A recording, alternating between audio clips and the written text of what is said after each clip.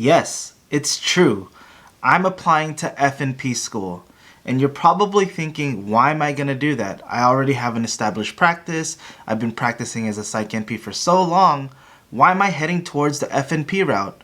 And in this video, I'm going to be going over the benefits of being a Psych NP plus an FNP. Plus, I'm going to be going over why I'm going to be applying to FNP school and my long-term goals. So stay tuned.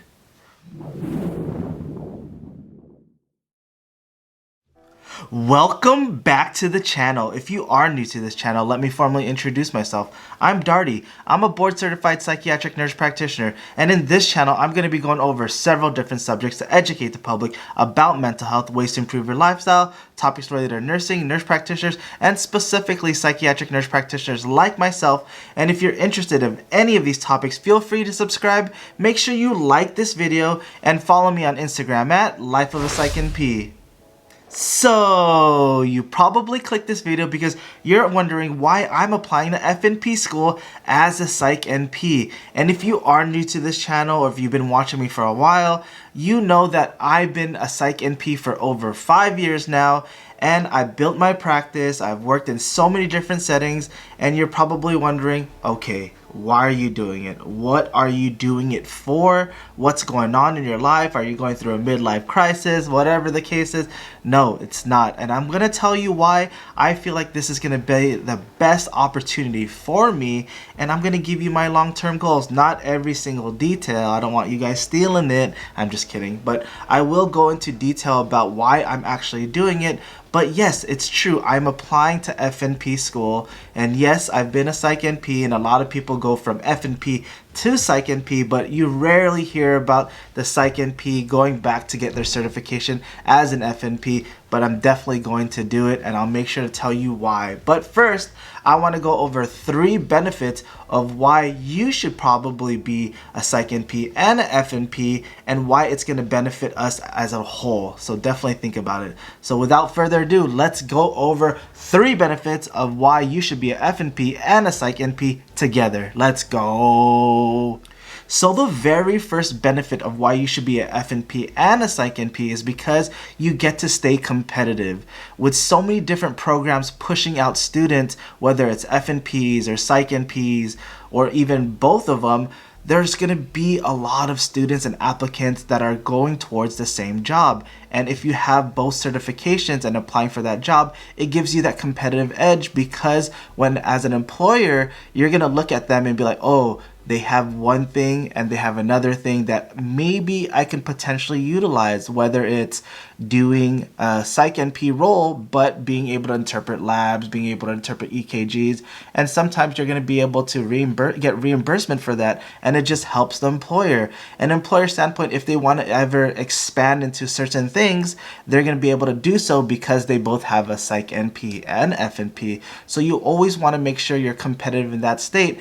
I'm not saying they're going to end up using both of you because you can technically only bill one or the other, especially in that role. But you never know, because there are some places out there that have both a mental health clinic and a medical clinic, and I know some dual certified NPs that work some days in the mental health clinic and some days in the medical clinic, which is helpful for the overall employment because they can utilize both of them regardless of which location they're going to be at. And like I said, if you want to maintain competitive nature, then you want to make sure you have both of these certifications.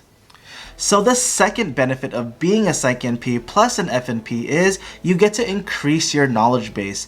And as a Psych NP, we don't necessarily do many medical things, but at the same time, we have to be able to understand the underlying cause. If that's a medical issue that's causing them psychiatric issues, or if it's a psychiatric issue with our medications that's causing the medical issue. And you have to be able to understand that. And if you don't necessarily have as much experience, especially in the medical side of things, whether it's being in the ER, ICU, med-surg, or whatever the case, versus just strictly being in psych, it's going to be harder and more difficult for you to understand certain things and being able to interpret certain things. But by being able to go back to school and getting your FNP, you get to grasp all of those things. I'm not saying it's going to replace being in practice, but at the same time, you get to go to clinicals, you get to understand and do the courses that they do and be able to understand the whole body. And now you're going to be able to pair that together, and it's just going to put you at an advantage, especially when treating your patients, even though you're just treating them for the mental health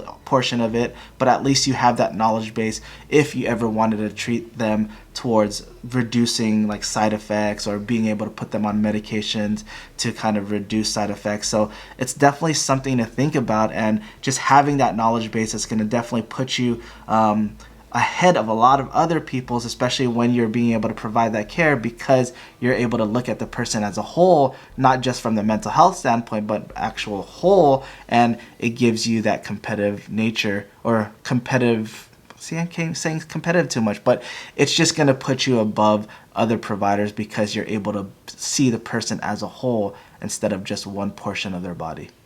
And the third and final benefit of being an FNP and Psych NP, in my opinion, is your expanded role. And I touched upon this on the first reason because due to kind of limitations of being a Psych NP, you can only do so much legally. There's a lot of gray area, especially as NPs. There's some FNPs practicing already in Psych, and there's Psych NPs that are doing other things like ketamine, whatever the case is, but there's that blurred line between the two on what we can and cannot do, and I figured might as well just get both just so it doesn't necessarily blur the line too much, especially when it comes to legal issues moving forward.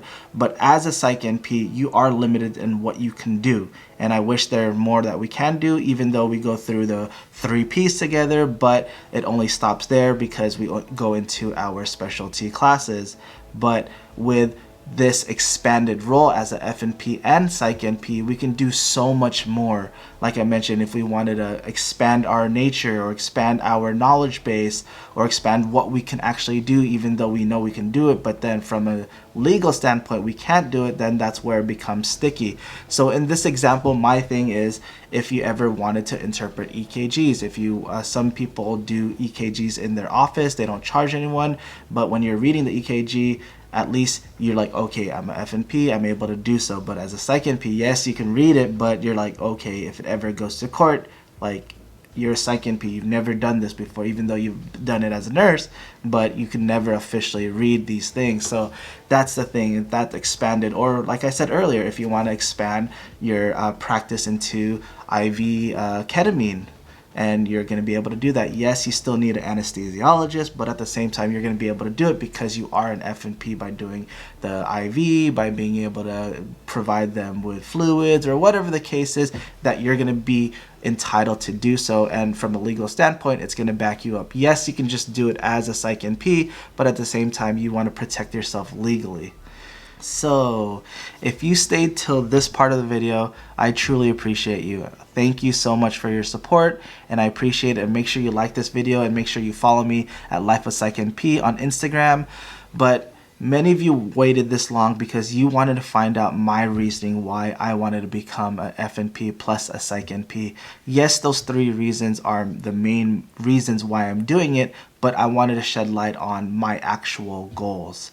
So as you know, I already have my practice. It's established, and it's not, well, I can't say established because it's growing. It's continuing to grow. I have 2 providers, 1 therapist, and myself, so I'm the 3rd provider, and it's growing. But there's so many different opportunities out there to keep on growing my practice and maybe even expanding, and I feel like the limitations of just being a Psych NP, I'm starting to see the limitations, and there are a lot of dual certified NPs out there that aren't necessarily utilizing their dual certification to its full extent, and I figured I can do that. So what I'm thinking is, there's so many different options, but this is kind of just what I'm thinking now, because the FNP program is going to take I'll go over that in another video, why or how long it's going to take, the process, things like that. But it is going to take anywhere from a year to 2 years to be able to get my FNP, take boards, and do all those things.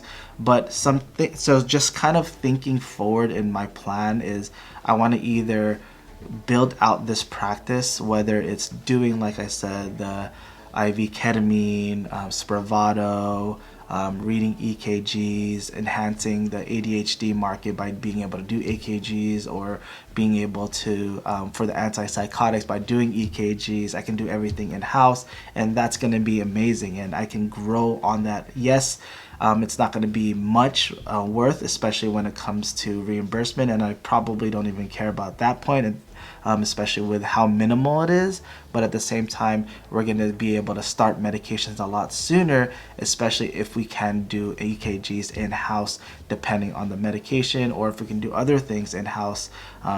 Yes, the IV infusion is going to be great, and that reimbursement is great there. I'll be able to do that, but it's just, there's so many different opportunities that as a Psych NP we can't necessarily do. Yes, we can do it, like I said, but it's that blurred line between the two.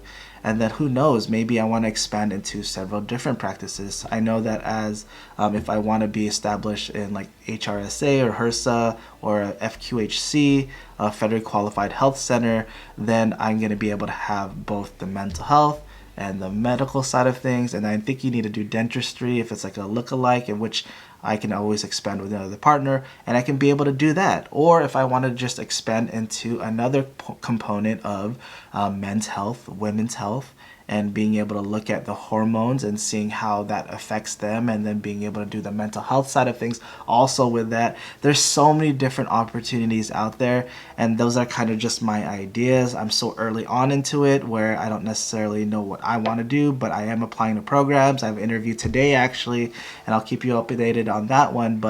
And another reason is kind of just going off of that, I teach at a university, and they're going to potentially give me a discount so I can get it for cheaper, and it's might as well just take advantage of it, right? But like I said, those are kind of my big goals of expanding my practice, or even adding on into my practice. Whatever the case is, I think it's going to be beneficial. Yes, it's going to be a lot more time and effort, and I might not even recover the cost from it. But at the same time, I think it's going to be an amazing opportunity.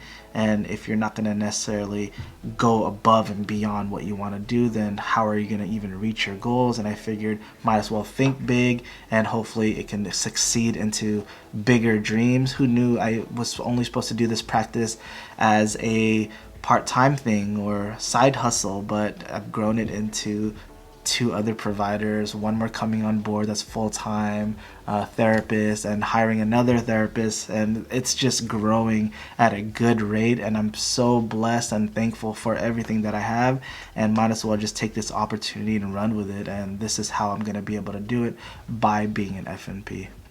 Well guys, I hope you enjoyed this video. I hope I was able to shed light on why I want to be a FNP and a Psych NP, and the benefits of being an FNP and Psych NP. And if you have any questions, concerns, or any comments, please comment down below. Please feel free to reach out to my Gmail account. It's LifeofaPsychNP@gmail.com, or go to my Instagram and DM me, or whatever the case is. I'd love to hear from you. And if you comment down below if you're already a dual certified Psych NP plus FNP, or Psych NP plus something else, comment down below. I'd love to hear from you and chat it up, so let me know.